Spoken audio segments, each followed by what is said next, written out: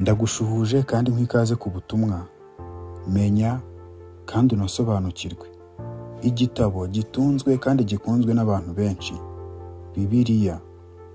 Reka kandi dukubite ivumbi Bibiliya, ubundi tubumbure inzandiko dusomemo. Ese ushaka kumva no gusobanukirwa inkuru zo muri Bibiliya, Bible Stories, ndetse n'imirongo yo muri Bibiliya, Bible Verses? Nta handi wabisanga, ni ku butumwa rwose wahageze. Imana ifite yahe mazina? Ko iyo dusomye Bibiliya cyangwa tugakurikirana ababwiriza batandukanye, twumva bayita amazina menshi. Ibi nibyo twabateguriye. Tugendeye kuri Bibiliya, kuva mu itangiriro Genesis kugeza mu gitabo giheruka ibindi ibyahishuwe Revelation, uramenya amazina yose yayo. Imana ubusanzwe ifite izina rimwe. Izina bwite ryayo ni Yehova. Ibinyujije ku muhanuzi Yesaya mu gice cya 42 umurongo wa 8, yaravuze iti, ndi Yehova, niryo zina ryanjye. Iryo zina rigaragara muri Bibiliya inshuro zirenga 7,000 zose. Ese koko Yehova afite andi mazina? Nubwo Bibiliya ivuga ko izina ry'Imana ari rimwe, hari n'andi mazina. Amazina ikoresha kugira ngo yiheshe icyubahiro n'ikuzo, igaragaze imico yayo mu bantu. Reka turebere hamwe urutonde rw'amazina ndetse tunayashakashake muri Bibiliya. Ku mwanya wa mbere turahasanga izina Allah. Muri Bibiliya zacu z'Ikinyarwanda, Icyongereza ndetse n'Igifaransa, iri zina ntaho warisanga. Ariko mu zindi Bibiliya z'Icyarabu, ahantu hose hari izina Imana, burya haba handitse Allah. Ku mwanya wa kabiri turahasanga izina Ishobora byose. Rigaragara mu itangiriro igice cya 17 ku murongo wa mbere. Aburahamu amaze imyaka 99 avutse, Uwiteka aramubonekera aramubwira ati, ni njye Mana ishobora byose, ujye ugendera imbere yanjye kandi utungane rwose. Ku mwanya wa gatatu turahasanga izina Alpha na Omega. Bisobanura ngo ubanza n'uheruka, itangiriro n'iherezo. Ibi bishatse kuvuga ko nta Mana yabanjirije Yehova kandi nta n'izabaho nyuma ye. Tubisanga muri Yesaya 43 ku murongo wa 10. Mwebwe n'umugaragu wanjye natoranije, muri abagabo bo guhamya ibyanjye, niko Uwiteka avuga, kugira ngo mumenye, munyizere, munyitegereze ko ari njye. Nta Mana yambanjirije kubaho kandi nta n'izamperuka. Ku mwanya wa kane turahasanga izina Umukuru nyir'ibihe byose. Turisanga muri Daniel igice cya 7 umurongo wa 9, wa 13 ndetse no 22. Nkomeza kwitegereza kugeza aho bashyiriyeho intebe z'ubwami. Haza Umukuru nyir'ibihe byose aricara. Imyambaro ye yeraga nka shelegi, kandi umusatsi we wasaga n'ubwoya bw'intama bwera. Intebe y'ubwami bwe yasaga n'ibirimi by'umuriro, kandi inziga zayo zasaga n'umuriro ugurumana. Hanyuma nkitegereza ibyo neretswe nijoro, mbona haje usa n'umwana w'umuntu, aziye mu bicu byo mu ijuru. Aza ajya umujyo umwe, asanga Umukuru nyir'ibihe byose, bamumugeza imbere.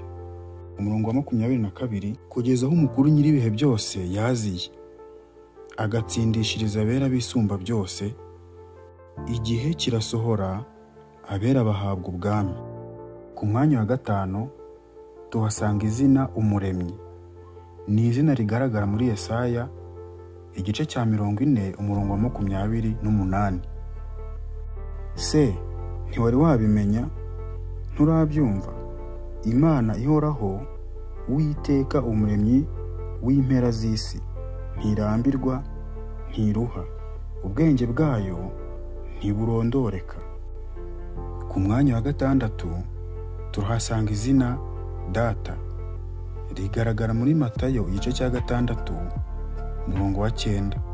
Nuko musenge mutya muti: Data wa twese uri mu ijuru, izina ryawe ryubahwe. Ku mwanya wa 7 turahasanga izina Imana, ni mu Itangiriro igice cya 1 umurongo wa 1. Mbere na mbere Imana yaremye ijuru n'isi. Ubundi ubusobanuro bw'ijambo Imana bisobanurwa ngo ukwiriye gusengwa.